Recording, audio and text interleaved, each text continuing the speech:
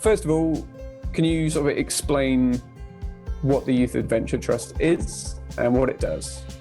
So we're the Youth Adventure Trust. We're a charity, and we work predominantly with young people in Swindon and Wiltshire at the moment. It was set up back in 1992, so it's been around for a while now. And I think in the early days, I've been involved for about 20 plus years now. And in the early days, it was very much just a sort of single opportunity for a whole mix of young people to go and experience the outdoors. And it would be those sort of young people that don't get this opportunity. You know, many young people, for all sorts of reasons, do get these chances and opportunities. And there's a group of young people that just don't, and it's just not on their radar at all. So that's what it was very much in the early days, was just that opportunity to provide those experiences in a short camp to allow young people to experience things. So that's sort of where it started.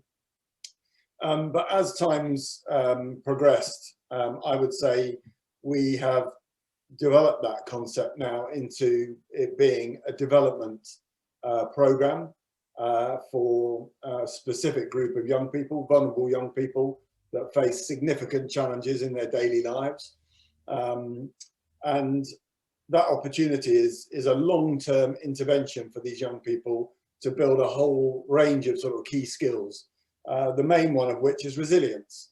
So, you know, especially with the pandemic, what we were looking for, or what would be ideal for our young people would be for them to be mentally tough, resilient through the face of that sort of challenge. And that's exactly what we're trying to build in our young people. Now, when you break that down, that's a whole range of things. It could be confidence, self-esteem, self-worth, the ability to sort of communicate effectively, trust others, a whole range of things. You can, you know, there are many things that sort of come out of that. But fundamentally, it's about giving the young people that we work with that wouldn't get this sort of opportunity anywhere else, the chance to develop themselves, to build that resilience, to face the challenges that they face in their daily lives, really.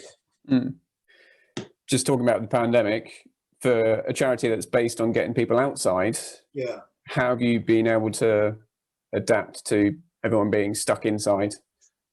So it's interesting because I think when you look, if you were to look at the website, initially it looks like we just provide outdoor activities for young people, and that's absolutely not what we do. We use the outdoors as a vehicle for change, but what we focus very much on is each of those young people's personal journeys.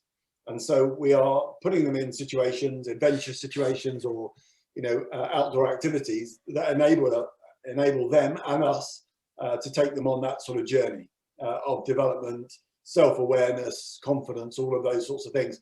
So we don't have a whole bunch of our own instructors. We don't have a bunch of our own equipment. We focus entirely on that journey that people go on, young people go on through the course of these activities. So clearly, at the beginning of 2020 in March, when the lockdown hit, we were faced with all of our programs are basically outdoors, a lot of sort of outdoor residentials and activity days in the local area for our young people. And all of those had to cease immediately.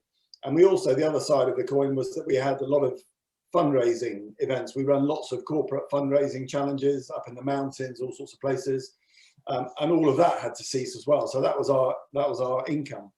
And you know, now we're the other side of it. It had about a 50% impact on our income as a charity, so pretty significant. But we needed to respond. You know, we had 190 young people engaged with us on the program. And suddenly all of their support networks fell away. You know, a lot of the young people get support through schools and all sorts of other agencies. And when the shutdown was initiated, that all fell away. And there's a basic principle that we sort of work to, and that is that we don't want to just be another organization that lets these young people down. There's plenty of those around. And so we had to respond quickly to make sure that we just didn't let them down again. And so we've been working over the last 2 years, developing a new program for us, which was a mentoring program for young people, where our volunteers work on a one-to-one basis with a young person over a period of a year or so. This often happens when they get to the end of the outdoor residential and activity program. So we're, from start to finish, we start working with a young person when they're aged 11, and we finish at around about 16. So it's a very long-term, full-on engagement through that period of time, and that allows us to affect significant change for our young people. So when some of the young people get to the end of their outdoor program, which runs over 3 school years, some of them need a little bit of extra support, and that's why we introduced that mentoring scheme. So we've learned quite a lot of lessons from initiating that new provision for our young people, and so we're able to take that into a virtual dimension, if you like. So we identified the highest risk young people that we were working with, and we quickly developed that online mentoring service, recruited volunteers, staffed it, and got that going, so that all of the young people that really needed support had it at that time. And then we also then had to think about all of our other young people as well. So we developed a lot of online challenges that ran throughout the year. We developed something called the Thrive Award, which is like a little award scheme where young people learned skills, supported their local neighborhoods, did their challenges, and earned their own little Thrive Award, which went down really well. A lot of our young people really bought into that. And then we also had something towards the end of the summer where young people are starting to feel really nervous about going back to school, and it was called Back to School Bingo. And young people tried a whole load of things like, getting their school uniforms on, walking the route to school, make their own packed lunches, all sorts of things to really get them engaged with the fact that they were going to be going back to school, because a lot of our young people were really nervous. And so we just tried to sort of cross that barrier for them, really. Yeah. And so really we were able to provide a good level of support right the way through the lockdown period up until October, where actually we were able to run our first activity days, where we got young people out of their homes, which are real pressure points for a lot of our young people, and to get them outside to see their friends again in small groups, which we're allowed to do under the sort of national youth guidelines. Was an absolute godsend to these young people, getting them out back in the woods, building shelters, cooking over fires, engaging with their friends. It was hugely valuable, and they all said so. And we've been able to run days in February, and now we're just sort of hoping to sort of fully unlock our outdoor program and get back to normal really this year. So it's exciting times for us. Is it so the kids that you get coming to you, are they all, I suppose, do they all have that experience of being outdoors? Do they all already like being outdoors, or do you get some which come from completely different background and just want to engage? How do you draw people in from different types of experiences and backgrounds? Yeah, so we work with sort of partner organisations, a majority of which are schools. We also work with young carers, and we go into those organisations and show them what our programme is all about and the benefits that can bring. And then really it's up to them to refer young people onto the programme. It's all voluntary. So, a young person, if they don't want to take part or they want to leave at any stage, can do. But we have well over 90% of our young people see the programme right the way through, which is a real indicator of how much they value the programme. Yeah. So that's, for us, that's an amazing statistic that they really buy into what we're doing. But in terms of their previous experience, I would say, generally speaking, they don't really have a lot of experience of being outside. Many have not been away from their local areas. Certainly a lot of our young people are sort of suffering the effects of rural isolation. So they might live in the country, but they can't really get out to access proper countryside or remote places. So certainly, we take our young people away to the Brecon Beacons, down into the Wye Valley in the forest, down on the coast in Dorset. So they're going to some amazing places and doing some incredible activities. They're certainly completely outside of their normal experience. Yeah. You know, it's a massive eye opener for a lot of them. And is it something that is just for those young people who might need this kind of charity, or if there's any young person out there who might be interested in coming along to these sort of adventures or doing some of these skills, is anybody welcome now? It is for specific young people that are referred through our partners. You know, it would be love. I mean, we have aspirations clearly to roll these sorts of things out for everybody, but we're constrained as a charity with the available funds that we've got. So for the moment, it is, you know, we give each of our referral partners a number of places every year. And obviously, because it's a multi-year program, they might have 7 young people that are taking part in their first year, some in their second, some in their third, some on the mentoring scheme. And we also offer a bursary scheme as well at the end of that process, where if young people want to go on, maybe to join an outdoor club or to, you know, get some equipment to go camping or hiking or whatever it might be, we would support some of the young people to do that as well. And also try and show them a clear pathway into that next opportunity. So, you know, they've started their journey with us, but certainly haven't finished it. So if anybody wants to support the Youth Adventure Trust, obviously being a charity, how does anybody go about doing it? How can we support you other than donations or anything like that? Can anybody come along and volunteer? Do you need experienced individuals? How can we help?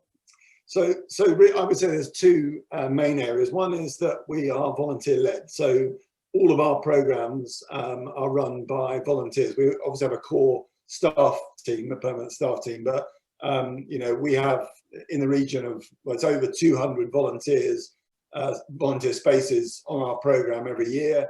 And so we're always looking for people to come and help us out. And we offer training and support and development to our volunteers. And in some respects, you know, the volunteers get the similar from it than our young people get. You know, to be faced with a group of 10 young people in the outdoors can be quite daunting for some people.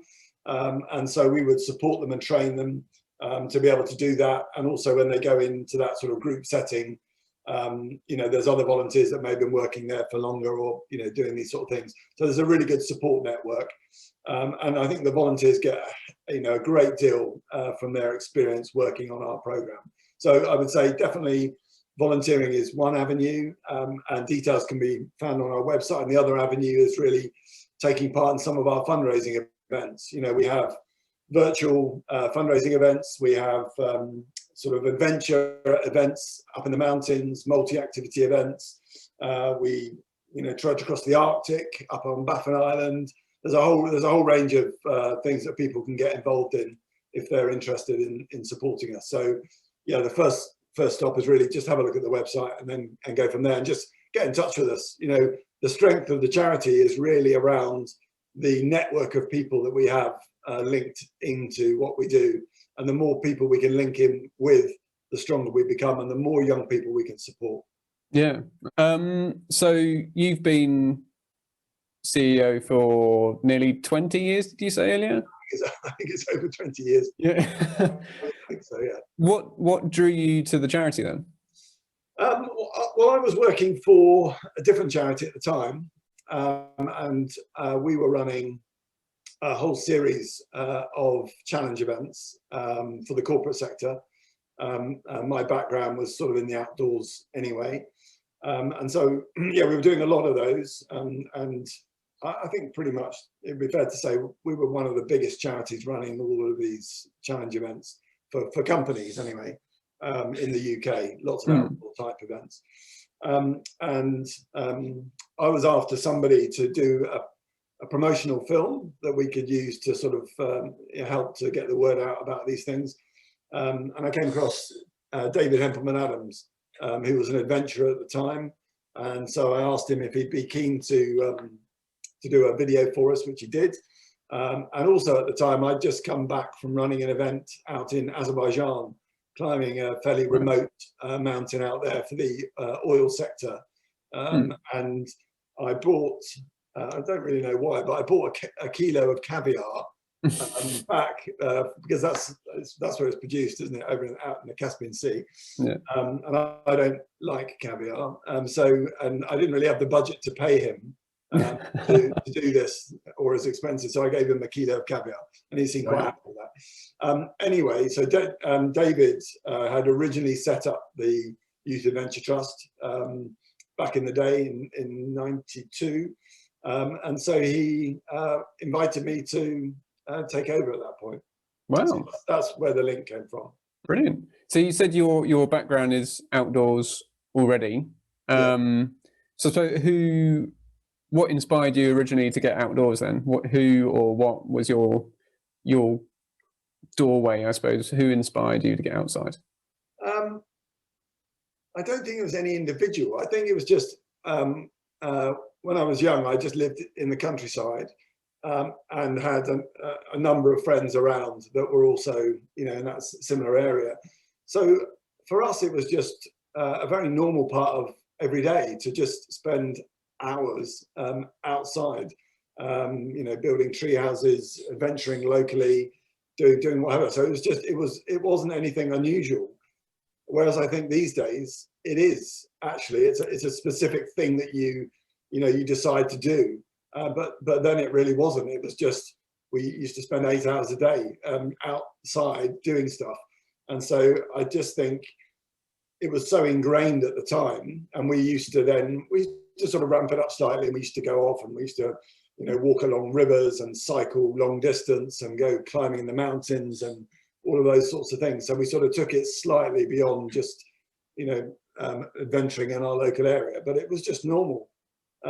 So yeah, it wasn't, I don't think it wasn't a sort of bolt of lightning or anything. It was just a normal part of my life. But and that's why my whole life has really been dedicated to facilitating other people to get into the outdoors, whether that's through corporate events or young people having their first opportunity, or friends and family and colleagues dragging them around the mountains, or whatever it might be.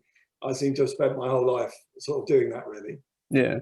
So why, that sort of leads quite nicely onto the next question of why do you think it's so important that more people get outside and explore the great natural world? I think it's I think there are very few opportunities in normal daily life to experience some of these sort of real life events. I do this trip across Baffin Island, which I've done for nearly 10 years now, and I take people that have never experienced the Arctic. And so for me, I mean, going into the UK mountains, you can have a proper epic adventure, as you probably know. Yeah. But for me, when I take some people on that trip, that for me is going into a very real and very vibrant environment, and it's you're making real lifetime decisions there. You got no mortgage, no sort of finances, no jobs around the home to do, nothing. It's sort of really big life decisions, and they have serious consequences. And in that environment, things can change rapidly. So that's why I really like that expedition, because you can't really get those experiences in normal daily life. So you have to go into those environments. And likewise, for one of our young people in a charity, packing up their rucksack and climbing up to the top of a mountain in the Brecon Beacons, that's the same experience for them. So they get that real life experience. And I think there aren't many places apart from outdoor adventure that you really get those sort of self-affirming situations, really. Yeah. So what, saying that not a lot of people have the access to it, I suppose, what do you see are the barriers then stopping people having that access? What is preventing people getting outdoors or even getting interested in being outside and engaging with the world? Well, so I think for for a lot of our young people, there's a financial barrier. So literally the cost of traveling to having the equipment and doing that sort of thing, or going along to an outdoor centre or something, that is a barrier. I think access itself, so just not having the transport or being able to access that sort of transport is a definite issue for a lot of our young people.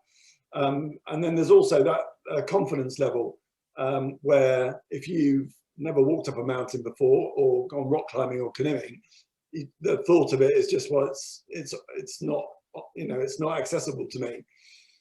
So there's a sort of support and skill level required as well. So for some of the mountain events that we run for companies, we have people there that have never walked in a mountain before. We used to run this event, I haven't run it for a while now, but I designed this event called the 24 Peaks Challenge, which it's actually all over the internet now, which is sort of my legacy for the outdoor events industry. Anyway, so we used to run this event, but we had people doing that event who'd never walked on a mountain before. So their first step onto the mountain was 24 peaks in the Lake District, over 2,400 feet in 24 hours. And we had people do that event, and they would just, their eyes would be wide open, and just that was amazing. And some people became, avid hill walkers as a result. So, but we would provide a lot of the sort of safety and communications and mountain guides around all those people doing that sort of thing. And it was a safe environment for them to experience it. Whereas if they tried to do it by themselves, they'd probably get themselves into difficulties. So you almost need to sort of coach people into these opportunities, I think, in a sort of safe environment, I think is really important.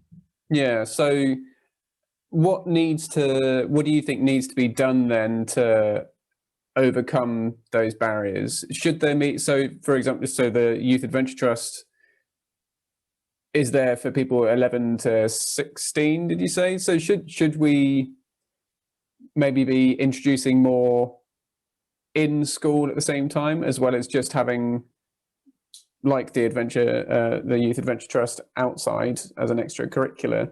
Should there be more done at a school level? Well, yeah, the problem is that I think schools are so focused on the curriculum, absolutely driven to get those results in terms of the curriculum, that other things like outdoor adventurous activities just fall by the wayside. And also, they don't have the staff available with the right sort of experience or confidence to run some of these outdoor residentials. And then if they're just outsourcing it to a provider, well, there's quite a lot of cost involved in that as well. So I think schools have quite a lot of barriers in their way to doing these sorts of things. It would be, I think a lot of private schools have the resources to do these things, but the state schools less so. So I think increasingly we found that schools, in fact, with some of the new Ofsted guidelines, they have to report on some of their sort of out of school provisions to increase sort of levels of resilience. And so I'm hoping that will start to push people in that direction and understand that education is not just about subject exams and grades. There's a much broader spectrum of good education. And I think outdoor, engagement with the outdoors in all sorts of ways is a key part of that. Yeah. Is there sort of, as I suppose a kind of a final message, is there anything that you would particularly encourage somebody to do if they were thinking, you know what, I would quite like to get outside and just explore the world? Is there one thing in particular that you would encourage somebody to do first? Yeah, absolutely, and I would crib from one of our ambassadors at the Youth Adventure Trust is Alistair Humphreys, and he is a big advocate of taking that first step, and I would say that applies to all of these things, whether you're going to go to bivvy out in the woods for the night, or walk up a local hill, or travel to Scotland to go and do a little mini expedition. You just have to have that confidence to take that first step and just say, I'm going to give this a go. And that is very often the main limiting factor for people doing all of these things. It's just too easy to say, oh, the weather looks bad, or, just don't have the right piece of kit, or, no one's going to come with me, or whatever it might be. But if you just step out and do it, 99% of the time, the benefits you get from at least trying things outweighs all of that sort of nervousness about that initial step. So I would, you just have to set yourself that little challenge to make that little inroad, and you'll get paid back 1,000 times. Yeah, I was talking to a chap called Paul Kirtley a couple of weeks ago, and something that I sort of took from something he was saying a while ago is be realistic and not romantic. So don't go from sitting at home thinking about it straight away to climbing mountains. Start from the beginning. You don't have to go all out straight away. Just as Alistair Humphrey says, like, just do these micro or mini adventures first, and just an adventure in a day. Well, quite often the real benefit is not reaching your objective. It's the journey to and from that objective. So you don't need to be worried about the fact that you're not going to make it to the top of something, or, complete that 300-mile journey.